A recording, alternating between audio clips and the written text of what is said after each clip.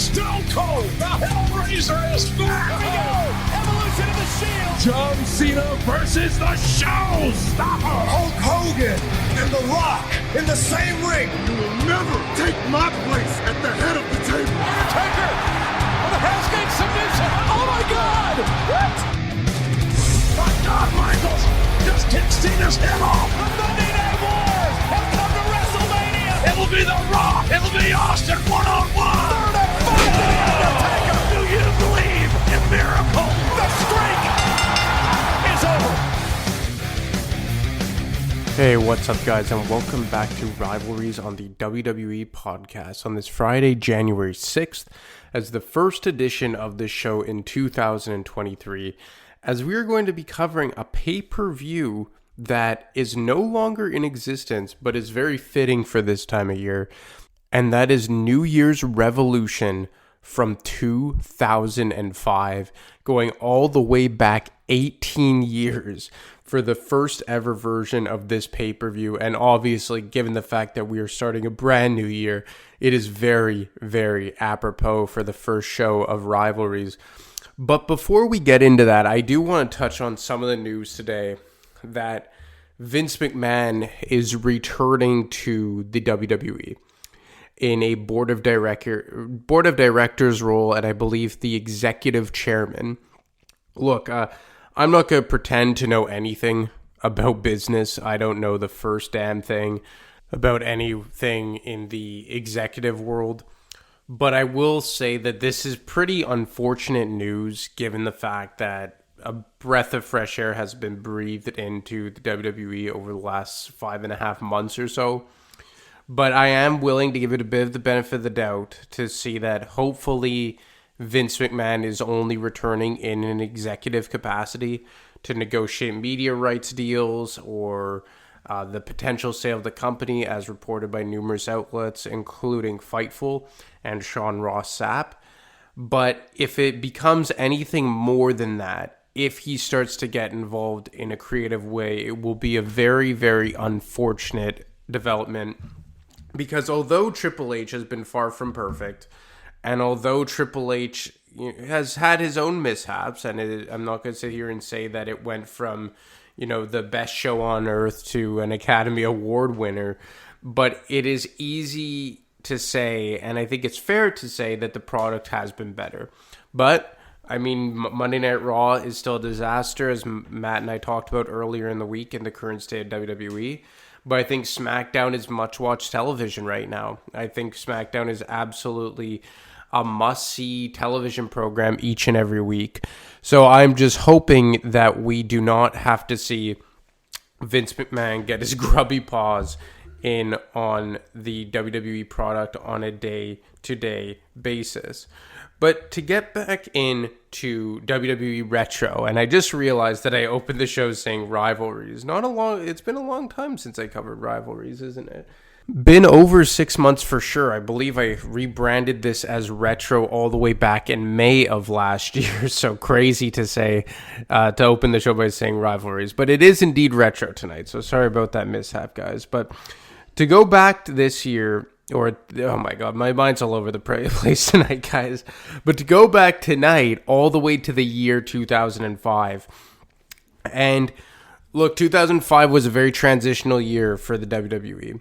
As we know, you had the bursting onto the scene of the likes of Batista and Randy Orton and John Cena in main event level capacities.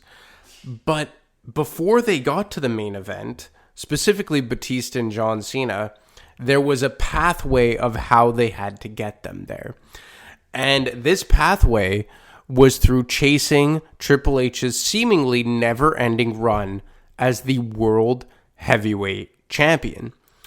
And along the way, you ended up at Survivor Series. And Survivor Series had a 4-on-4 elimination match, not 5-on-5, 4-on-4. It was different that year, where you had Maven, Benoit, Jericho, and Randy Orton against Triple H, the then World Heavyweight Champion, Batista, Gene Snitsky, and Edge. And the winners of the team would each get a Monday Night Raw where they were running the show. Ultimately, on a night where one of the baby faces was running the show, as that team ultimately ended up winning the match at Survivor Series, it resulted in a vacated World Heavyweight Championship. So you had the World Heavyweight title vacated, and an Elimination Chamber match was set between Triple H, Batista, Randy Orton, Chris Jericho, Edge, and Chris Benoit. So you had the perfect 50-50 split of the heels and the baby faces. You had 3 former World Heavyweight Champions, or actually 4 former World Heavyweight Champions in Jericho, Benoit, Orton, and Triple H. And obviously I'm counting the WWE Championship / Undisputed title as a world title, in case in point Chris Jericho. And you had an up-and-comer like Batista, an up-and-comer in Edge.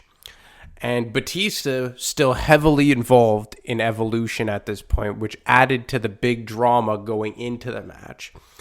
But Eric Bischoff decided that it was necessary to bring in a special guest referee. Without any further ado, allow me to introduce the special referee for the Elimination Chamber match at New Year's Revolution, the one, the only,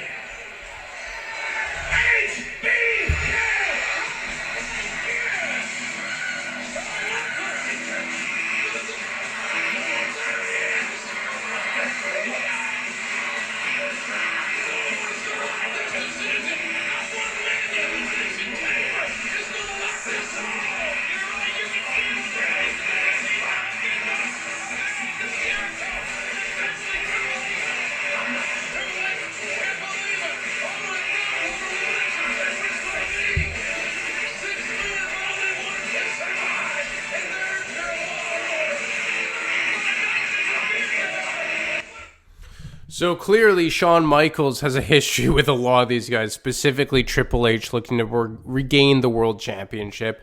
They have a very storied rivalry. Edge and Shawn Michaels were just trying to kickstart their rivalry that would come to a head inside the Elimination Chamber.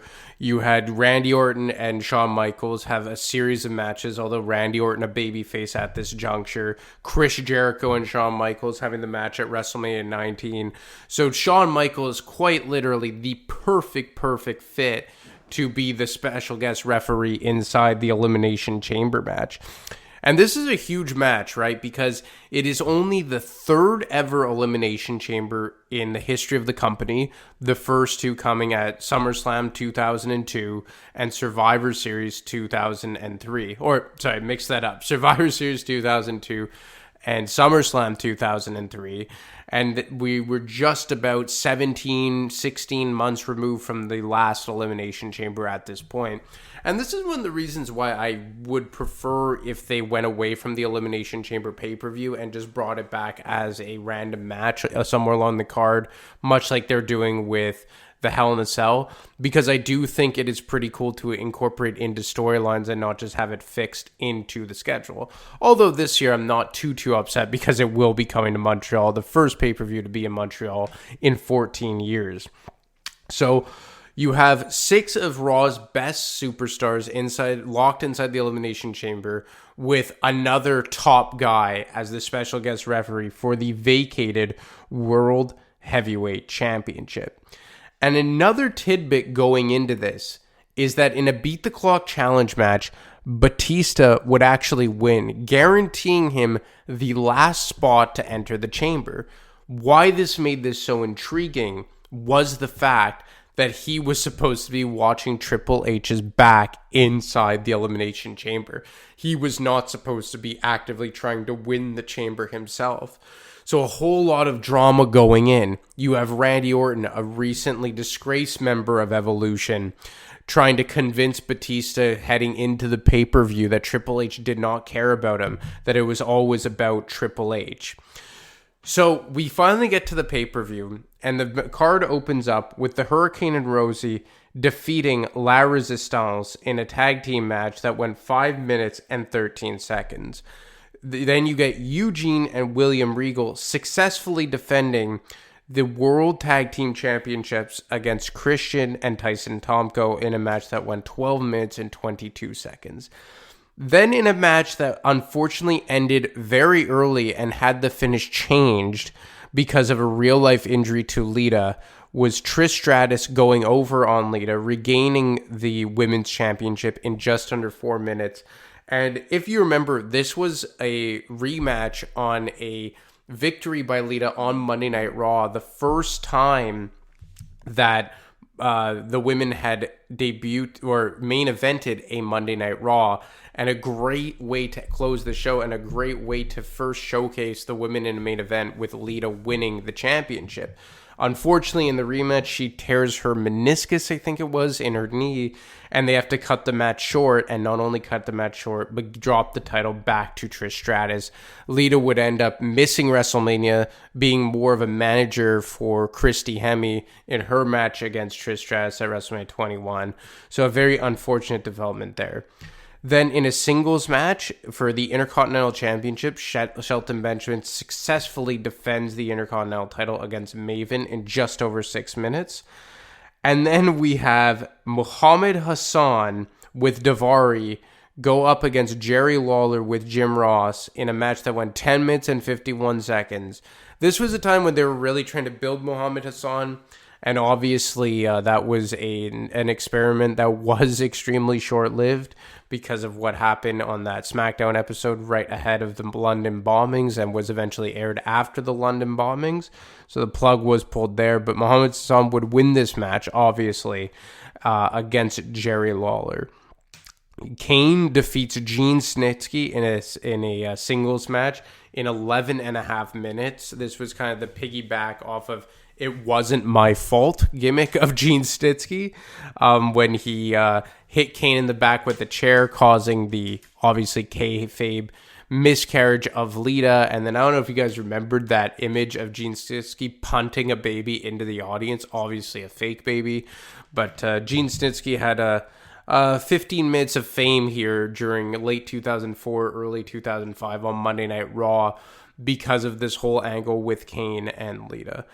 And in comes the Elimination Chamber match. And like I said before, there was a lot of subplots going into this chamber match, the storylines within the main story, one of which being the brewing and percolating rivalry between Edge and Shawn Michaels. And Edge, a fast-rising star at this point, recently turned heel, finally stringing together a good stretch of health here. And before the match even was underway and the pay-per-view was still young, Edge had an idea that he felt he wanted to pitch to Eric Bischoff to try and get around dealing with Shawn Michaels that night. Let me just try to see if I understand this correctly, all right? You want me to take you out of the Elimination Chamber match? You're telling me you don't want an opportunity at the World Heavyweight Championship? No, it's not that. You see, I want an opportunity at the world title more than anything in the world. But tonight with Shawn Michaels as the referee in the Elimination Chamber, I can't win the world title. I can't do it. He won't let it happen. He's going to screw me as soon as he gets the chance. So I look at it this way. Why should I put myself through hell? Why should I walk in to the most brutal match in this industry? Why should I do that? Why should I put my body through it? So I have an idea. You see, Christian and I, we came to a little arrangement.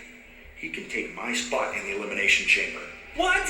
Yeah, and then whoever wins the world title tonight faces me tomorrow night on Raw. Yeah, that way everybody's happy. Everybody's happy, or you have to do this. It's a great idea. It's the best idea. Guys, come on.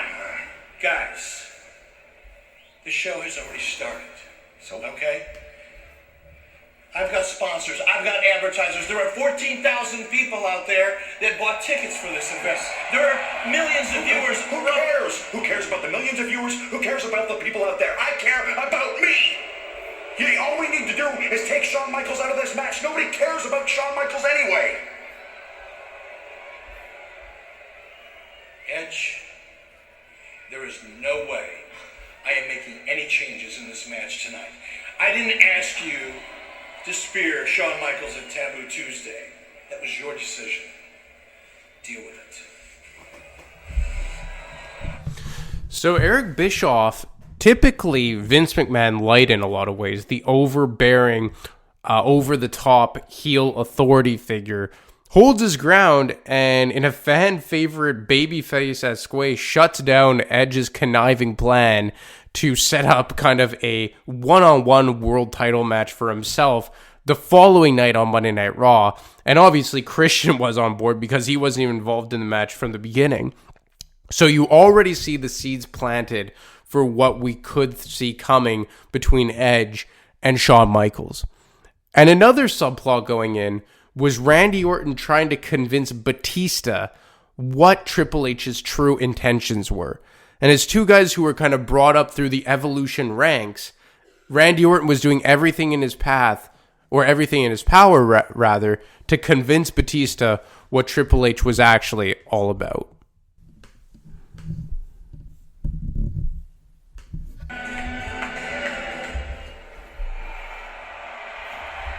Batista, what do you think your chances are in tonight's Elimination Chamber match? My chances, Todd? 6 men, 1 chamber, only 1 man walks out the window. Look at me. I'm a wrecking machine. I think my chances are... Whoa. Why don't you let me ask some questions, Todd?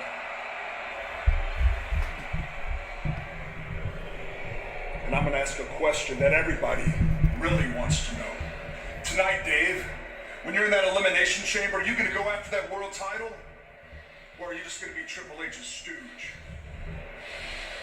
What did you just call me? Come on, man, Dave, you know the deal. Triple H does not give a damn about you. Just like he doesn't give a damn about me. All he cares about is that world title. That's why he formed Evolution in the first place, man. That's why he recruited you and me to protect his ass. Now, I was in that Elimination Chamber match when I was in Evolution, and I helped Triple H win that title. And look how he repaid me. So, Dave Batista, I'm going to ask you a question. I'm going to put you on the spot. And I'm going to ask you about tonight in that Elimination Chamber match when it's you and Triple H. Are you going to kick his ass? Or are you going to kiss him? Well, I'll tell you what, Randy. You ought to stop worrying about what I'm going to do to Triple H, and you need to start worrying about what I'm going to do to you. But if you want an answer, I'll give you one. If I get my shot at becoming World Heavyweight Champion, I'll take it.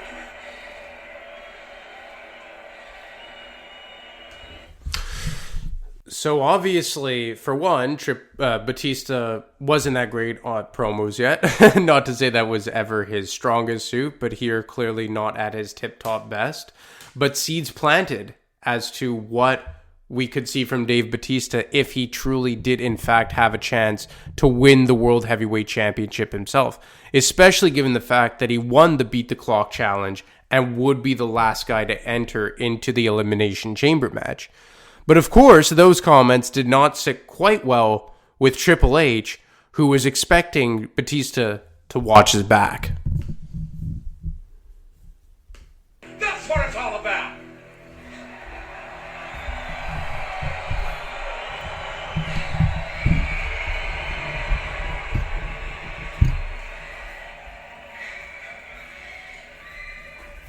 Did I just hear you right? Huh?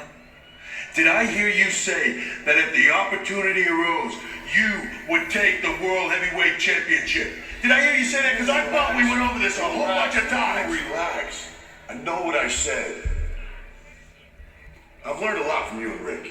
And one of the very first things I learned was to never, ever, and I mean never, let your opponent know what you're thinking. You remember teaching me that? I remember. Orton put me on the spot, man. He was trying to get my strategy out of me. You think I was going to go out there and tell him the truth? Come on, man. You guys taught me better than that. Hunter, first and foremost, I am a member of Evolution. As long as we stick together, you watch my back, I watch your back. It's all gravy. It's all good. All right. That's what I wanted to hear. I told you. Batista will always have your back. Nothing to worry about, man. Yeah. I love it. Unless, you get eliminated before I get in the match. Because in that case, nothing is going to stop me from getting that title.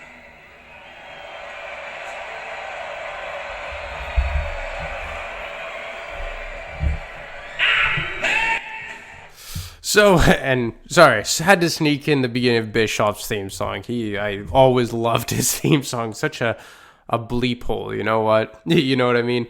But Batista, man, this was one of the most organic, slow burn babyface turns I think I've ever seen in WWE, with the crowd naturally getting behind a guy and organically just wanting to see him turn. We obviously saw that happen with Daniel Bryan in late 2013 and 2014, as just how organically they got behind and single-handedly pushed him to the main event of WrestleMania 30. But he was already a babyface. You were supposed to like Daniel Bryan, just not that much.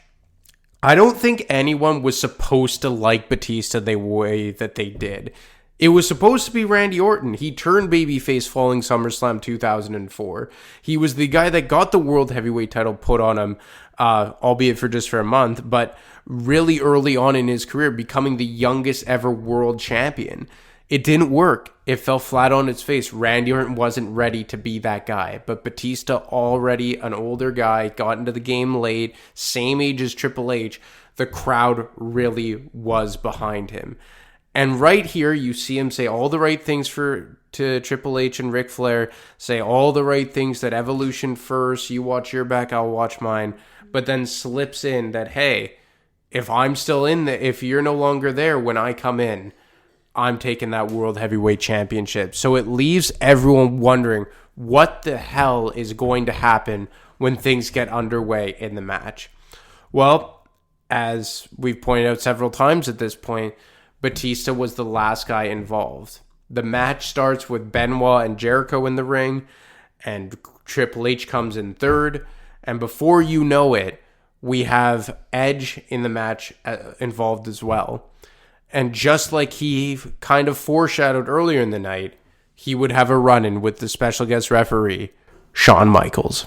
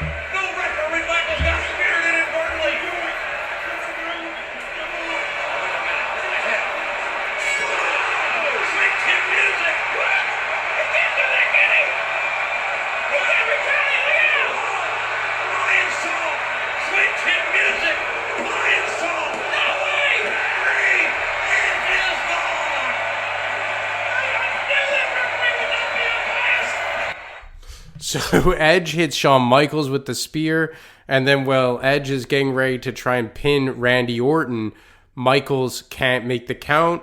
Edge gets in his face in anger, eats a Sweet Chin Music, eats a lion salt, and then just like that, Edge is the first one eliminated. So by the time Batista enters the ring, Benoit is still involved, Jericho's still involved, Orton's still involved, and Triple H is still involved. But it is an absolute disaster in the ring by this point. Like, Jericho's busted open, Triple H is busted open, Benoit's been through a war, and all hell is starting to break loose. And Batista, the fresh guy, starts to absolutely wreak havoc on everybody and anybody, launching Chris Jericho into the cameraman at a certain point. And this was pretty cool to see, right? Because this was all the guys except for Edge, all in the match at one time, just kind of beating the you-know-what out of each other. And even with Edge and Shawn Michaels, that was a great build to the match that they would have at Royal Rumble that would follow later that month. And eventually, as this match started dragging on, you had Batista really start to take over because of how much stamina he still had in the tank. And you had Jericho get eliminated. You had Benoit get eliminated. I believe Benoit actually went first. And it eventually would come down in a predictable way to Batista, Randy Orton, and Triple H for the vacated World Heavyweight Championship. And obviously Orton down 2 guys to 1. Shawn Michaels having to play it fair, having to stay impartial, even with Randy Orton bloodied and battered and really at a disadvantage here as he's being teamed up 2-on-1 here against Randy Orton and Batista as the 2 Evolution members. And they were absolutely taking it to him as Randy Orton started to mount a comeback. And this is where you saw that maybe Triple H's intentions weren't really all about Evolution, but more just about himself. Be the best in the business, the will to be the world champion. He tasted it once. The young man wants it again. RKO. Well, he's about to taste something now that he won't even better taste it. It's all legal in this environment. The RKO. You gotta be kidding me. The power.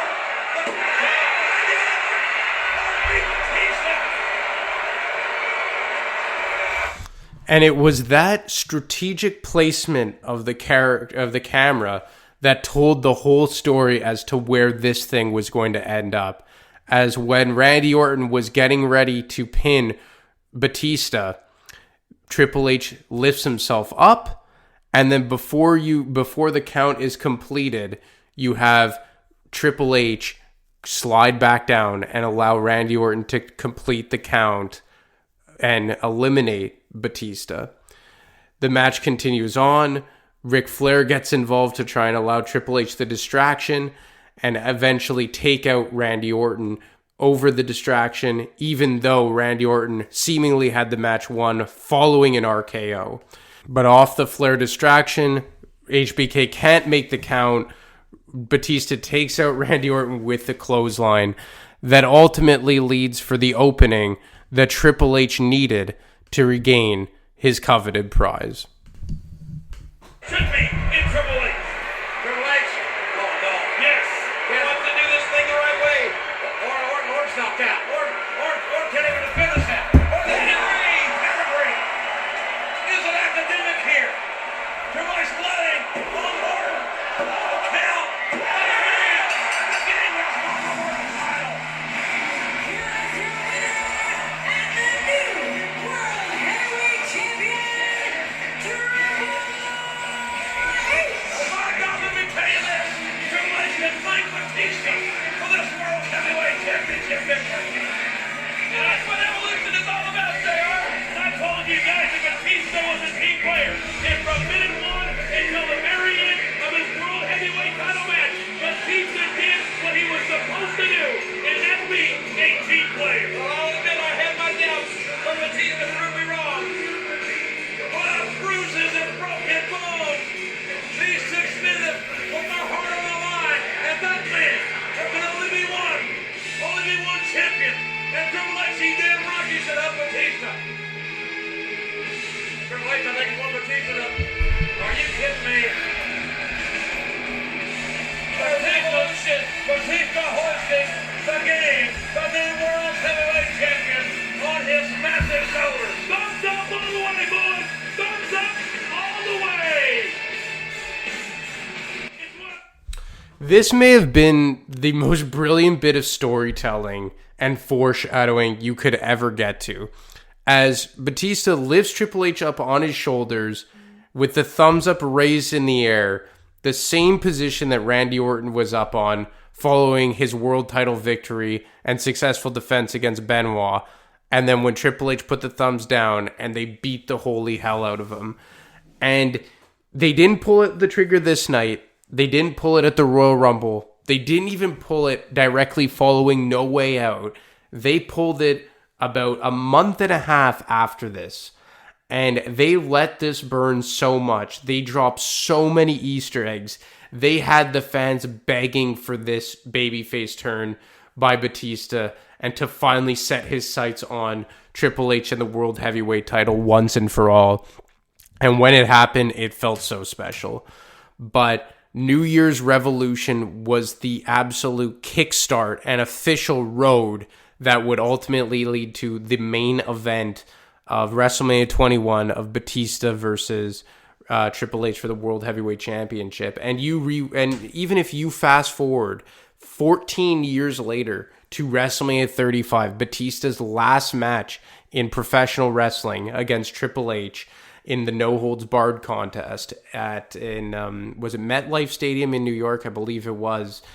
And it all started at New Year's Revolution 2005 inside the Elimination Chamber for the vacated World Heavyweight title.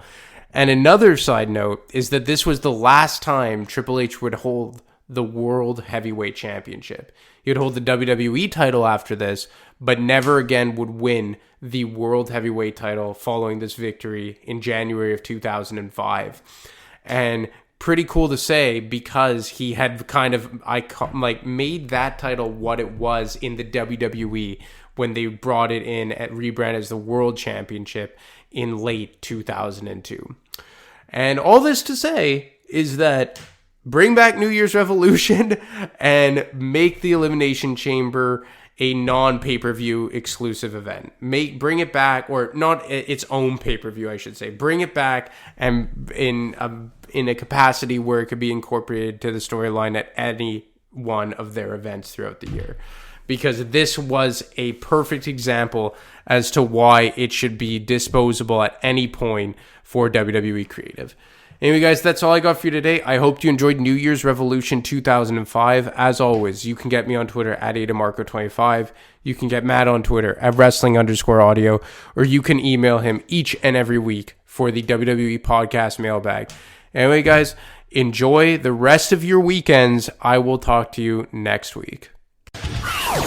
Thanks for listening to the WWE Podcast. Don't forget to subscribe on your favorite podcast app so you don't miss a show, or head to WWEpodcast.com. And for all of these shows ad-free, head over to patreon.com/WWE Podcast. Until then, we'll see you next time.